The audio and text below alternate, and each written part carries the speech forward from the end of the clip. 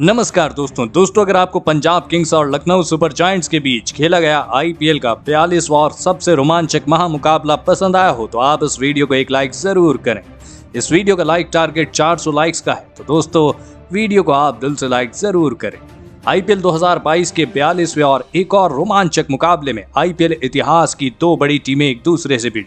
इस बार मयंक अग्रवाल की पंजाब किंग्स के सामने लोकेश राहुल की लखनऊ सुपर जायंट्स की टीम खड़ी थी। इस रोंगटे खड़े कर देने वाले मुकाबले में पंजाब के कप्तान मयंक अग्रवाल ने टॉस जीता और पहले गेंदबाजी का फैसला लिया और लखनऊ की टीम को पहले बल्लेबाजी के लिए आमंत्रित किया। उसके बाद रनों की बारिश करने के इरादे से लखनऊ के दो बेहतरीन फॉर्म में चल रहे ओपनर बल्लेबाज मैदान में उतरे। क्विंटन डिकॉक और कप्तान लोकेश राहुल के कंधों पर लखनऊ की टीम को इस मुकाबले में एक विस्फोटक ओपनिंग शुरुआत देने की बड़ी जिम्मेदारी थी, लेकिन इस बार लखनऊ की ये बेहतरीन फॉर्म में चल रहे ओपनिंग जोड़ी ज्यादा देर तक मैदान में नहीं टिक पाई और पारी का तीसरा ओवर डालने आए कगिसो रबाडा ने बेहतरीन फॉर्म में चल रहे लखनऊ के कप्तान लोकेश राहुल को जितेश शर्मा के हाथों कैच आउट करा दिया।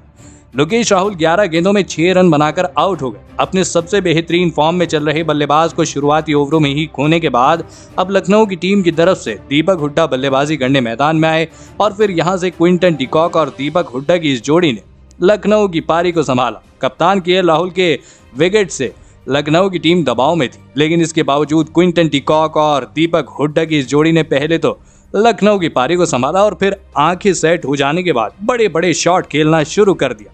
खास करके दोस्तों क्विंटन डिकॉक इस मुकाबले में लाजवाब बल्लेबाजी कर रहे थे।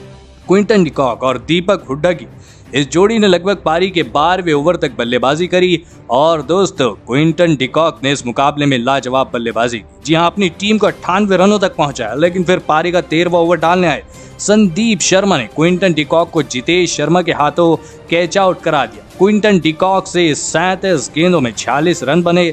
जी हां, और वह 46 रन बनाकर आउट हो गए। क्विंटन डिकॉक जैसे सेट बल्लेबाज के आउट हो जाने के बाद लखनऊ की टीम दबाव में थी। अब यहां से पंजाब की गेंदबाजों के पास इस मुकाबले में वापसी करने का एक बढ़िया मौका था। अब लखनऊ की टीम की तरफ से कृणाल पांड्या को बल्लेबाजी के लिए भेजा गया। कृणाल पांड्या और दीपक हुड्डा के कंधों पर अब लखनऊ की पारी को इस दबाव से बाहर निकालने की एक बड़ी जिम्मेदारी आ चुकी थी, लेकिन फिर पारी के 14वें ओवर में दीपक हुड्डा से एक बड़ी गलती हो गई और एक खराब रन लेने के चक्कर में दीपक हुड्डा को जॉनी बेयरस्टो ने रन आउट कर दिया। दीपक हुड्डा 28 गेंदों में 34 रन बनाकर आउट हो गए। दोनों ही सेट बल्लेबाजों को खोने के बाद अब लखनऊ की टीम पूरी तरह बैकफुट पर चली गई थी। अब कृणाल पांड्या के साथ बल्लेबाजी करने मार्कस स्टोइनिस मैदान में आए, लेकिन अब यहां से पंजाब के गेंदबाजों ने वापसी करना शुरू कर दिया था। दीपक हुड्डा के बाद कृणाल पांड्या को भी पारी के 15वें ओवर में गेंदबाजी डालना है कगिसो रबाडा ने शिखर धवन के हाथों कैच आउट करा दिया। कृणाल पांड्या 7 गेंदों में 7 रन बनाकर आउट हो गए। वहीं अपनी इसी ओवर की 5वीं गेंद पर बल्लेबाज आयुष बदौनी को भी कगिसो रबाडा ने लियाम लिविंगस्टोन के हाथों कैच आउट करा दिया। आयुष बदौनी 4 गेंदों में बस 4 ही रन बना पाए। रबाडा की इस गजब की गेंदबाजी के चलते अब लखनऊ की टीम पंजाब की गेंदबाजी के आगे पूरी तरह कमजोर दिखने लगी थी और फिर आखिरी के ओवरों में पंजाब की गेंदबाजों ने लखनऊ की बल्लेबाजी को अपने हाथ खोलने का कोई मौका नहीं दिया, जिसके चलते बेहतरीन शुरुआत के बाद अब लखनऊ की टीम आखिर में लड़खड़ाती दिखी और फिर अंत में मार्कस स्टोइनिस और जेसन होल्डर भी लखनऊ की टीम के लिए कोई बड़ी पारी नहीं खेल पाए। जी हाँ दोस्तों, और इसी के चलते लखनऊ की टीम 153 रनों का लक्ष्य पंजाब की टीम के आगे रख पाई। उसके बाद लखनऊ से मिले 154 रनों के बड़े लक्ष्य का पीछा करने पंजाब के दो दिग्गज ओपनर बल्लेबाज मैदान में आए। पंजाब के कप्तान मयंक अग्रवाल और शिखर धवन के कंधों पर पंजाब की टीम को एक बढ़िया ओपनिंग शुरुआत देने की एक बड़ी जिम्मेदारी थी और फिर इस मुकाबले में मयंक अग्रवाल और शिखर धवन ने अपनी पारियों का आगाज भी बेहतरीन और धमाकेदार तरीके से किया। खास करके कप्तान मयंक अग्रवाल गजब के फॉर्म में दिखाई दे रहे थे, लेकिन इसी तेजी से आगे रन बनाने की कोशिश में कप्तान मयंक अग्रवाल को पारी का 5वां ओवर डालने आए चमीरा ने लोकेश राहुल के हाथों कैच आउट करा दिया। मयंक अग्रवाल 17 गेंदों में 25 रन बनाकर आउट हो गए। अब पंजाब के कप्तान के आउट हो जाने के बाद बल्लेबाजी करने जॉनी बेयरस्टो मैदान पर आए, लेकिन उनके साथी खिलाड़ी और पंजाब के दूसरे ओपनर बल्लेबाज शिखर धवन पारी का 7वां ओवर डालने आए। रवि बिश्नोई की तीसरी गेंद पर क्लीन बोल्ड हो गए। शिखर धवन 15 गेंदों में 5 रन बनाकर आउट हो गए। दोस्तों, दोनों ही दिग्गज ओपनर बल्लेबाजों को एक के बाद एक खोने के बाद अब पंजाब की टीम जरा दबाव में थी। अब पंजाब की टीम की तरफ से भानुका राजपक्षे बल्लेबाजी करने मैदान पर आए।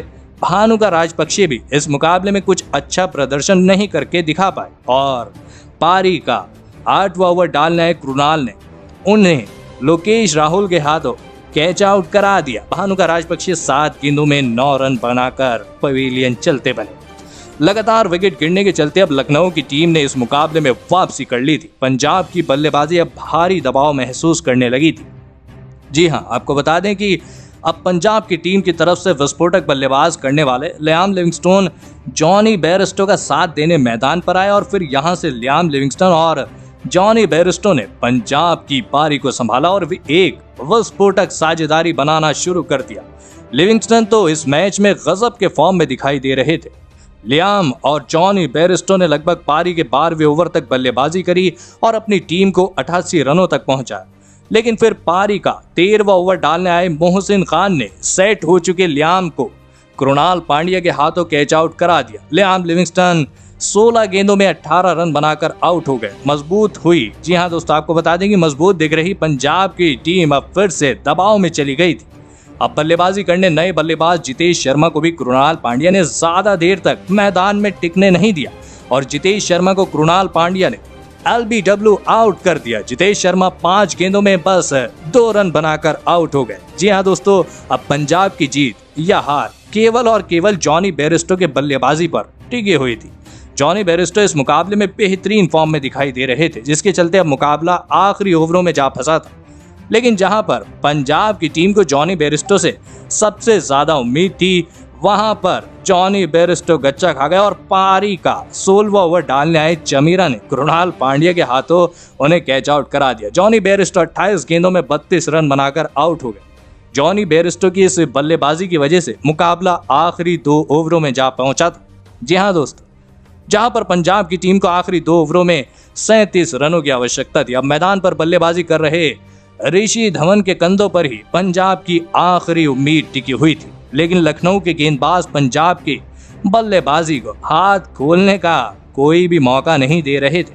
कप्तान लोकेश राहुल लाजवाब गेंदबाजी में बदलाव कर रहे थे। जी हां, इस वजह से अब पंजाब की टीम को 20वें ओवर में 31 रनों की आवश्यकता थी। बल्लेबाजी पर खड़े ऋषि धवन को अब पंजाब की टीम को इस मुकाबले में जिताने के लिए कोई चमत्कार ही करना था।